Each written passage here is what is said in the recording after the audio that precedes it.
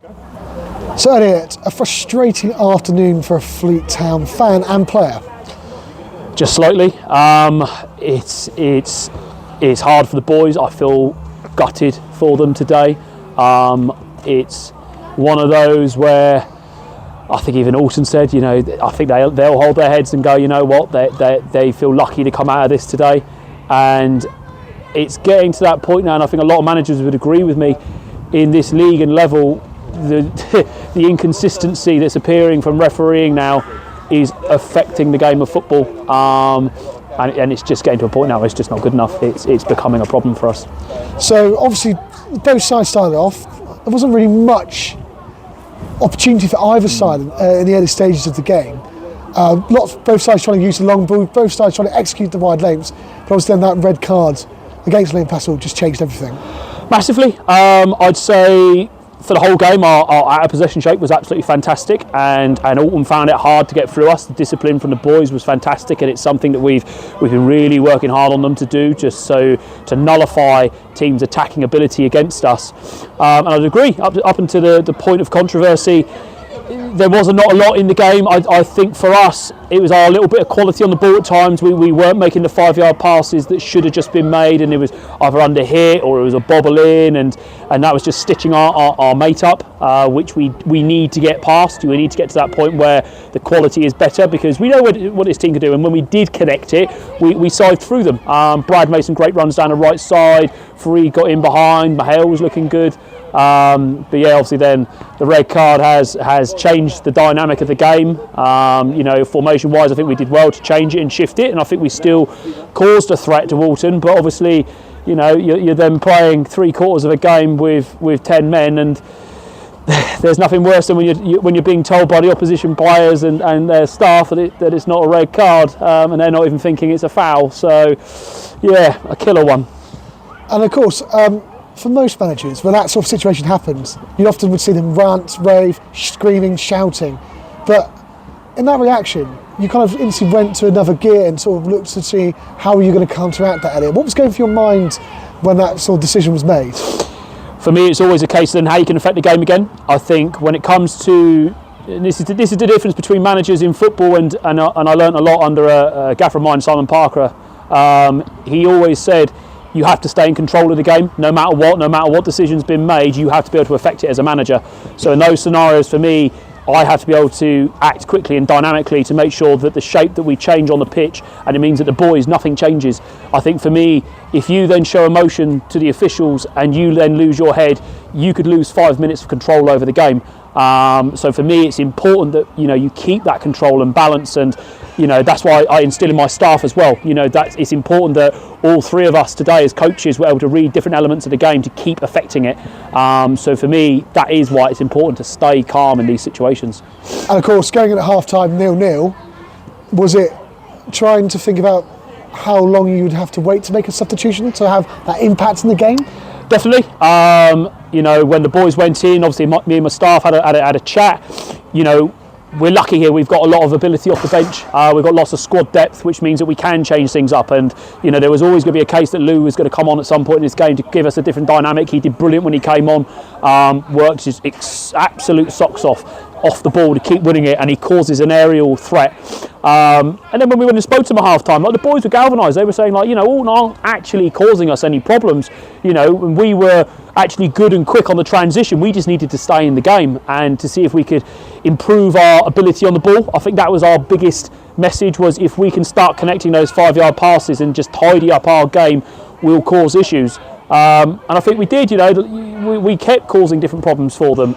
It's just one of those again. You're trying to get into a game with 10 men for that amount of time, and it's hard. It's extremely hard. Engines run low in the end. It looks like, I think from our commentary position when we were commentating earlier on the game, it felt like when Louis Blake did come on, he made a real impact in the game of winning those balls, especially the second balls as well. And sometimes the ball wasn't perhaps getting team to a Fleet head or to the feet of Fleet. He seemed to be doing really positive work up there, and it seemed like that dynamic change worked particularly well in this game. Absolutely superb, and it's completely correct, and that's what Lou offers us. It doesn't matter if he's coming off the bench or if he starts. He is that physical, powerful presence that teams don't want to face. You don't want to face strikers like him because he will literally hold you off. And, we found it all again this season. People will double up on him and they'll put hands on him and they'll pull his shirt and they'll just be literally on top of him for 90 minutes.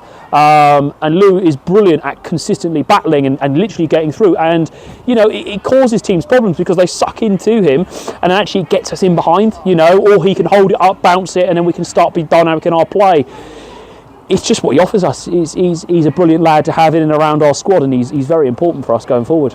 And what did you make of the 3 debuts that took place today? Absolutely brilliant. Matty Sermon's come in and you can see his calm and quality on the ball and how he's going to work brilliantly with Luke Fair. Again, he's an extremely dynamic centre midfield player and one I've wanted for a while, even when I was interim and, I was hearing that, he was wanting out of Farnham at the time to get game time. And, we're lucky that he's been able to come in and, he's got a great relationship with Darryl and that anyway, which is superb, which is really these connections are important in football. And obviously Joel's coming from Basingstoke on a dually. I think Joel's had an absolutely brilliant, absolute superb first game for us, and to be honest, he deserves to come out of that with a clean sheet. He's made some great saves, he's calm on the ball, his handling was superb, his aerial domination was always there.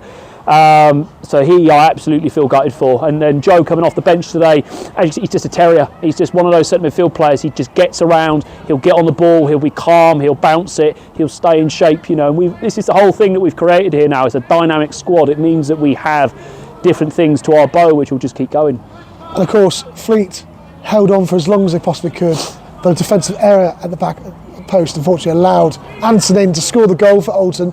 The one that perhaps was coming for a while, they just weren't able to find the shots on target, perhaps going wide and over the top and everywhere. How are the team feeling from that after all that hard effort, perhaps to try and hold on to not being able to stay on? It's going for them. I mean, it's one of those that, when you're playing with 10 men, like we said, we're not going to ever be a team that just wants to sit in and then try and survive for 90 minutes. You've got to be able to still think that you can go and get a result out of this, which is what we did. So we made the decision we were going to make the sacrifices out wide, that we might well push a Brad on a bit further or a Fareed, and that might well mean that you're going to leave someone on the back post free on their transition and crosses in. For the when I think you faced that amount of balls into the box, we just kept clearing them. I think it was just that one moment, and it just happens. It's a little bit of footwork scenario, but do I think it's a changer for the boys? Not in any way, because I think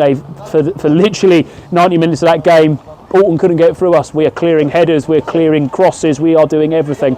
And I think, again, unfortunately, it's just a moment in football, and it's hard for the boys because literally they have left everything out there today.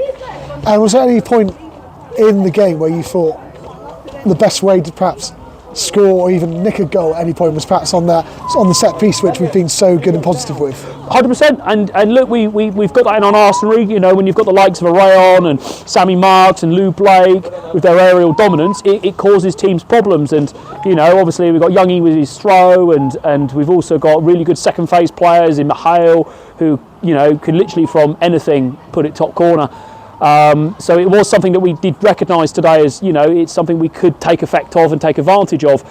But again, it's tricky because the second you're then down to 10 men, it's then trying to judge how many players you commit to those set pieces, because you don't want to leave in a scenario where you then hit on the transition.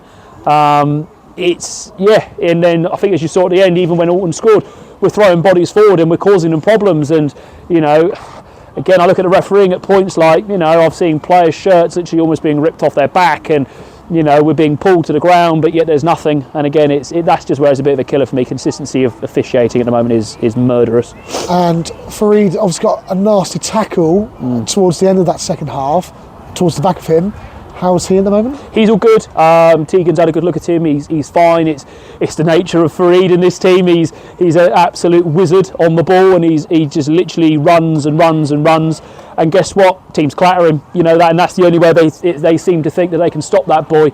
And unfortunately, it's a heavy challenge. And the referee hasn't really done a lot about it. He hasn't really controlled that game on that front.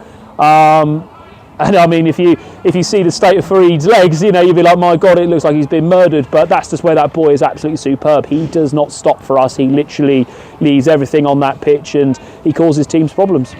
player of the match?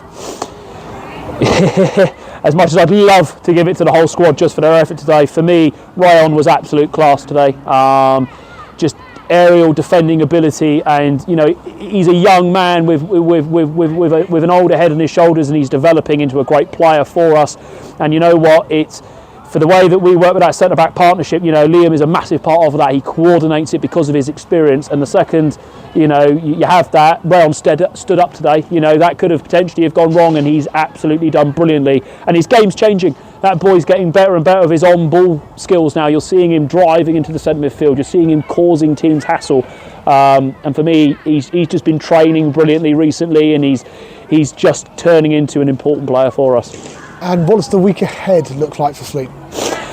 Nothing changes. I think regards to preparation, we've obviously got our training plans and dynamics that we've been working towards for the fixtures that we've got lined up. So obviously we keep working on the training ground. Obviously we're extremely lucky at the club that we've got this fantastic partnership with everyone active. So the boys will be in the gym, they'll be recovering, they'll be using the facilities there to make sure we're primed and ready for next Saturday. And look, that's the message, and that's where the boys are at, and you can tell it in their heads.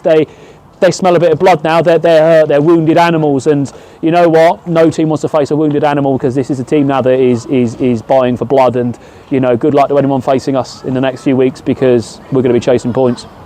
Elliott, thank you very much for your time. Cheers, gents. Thank you very much.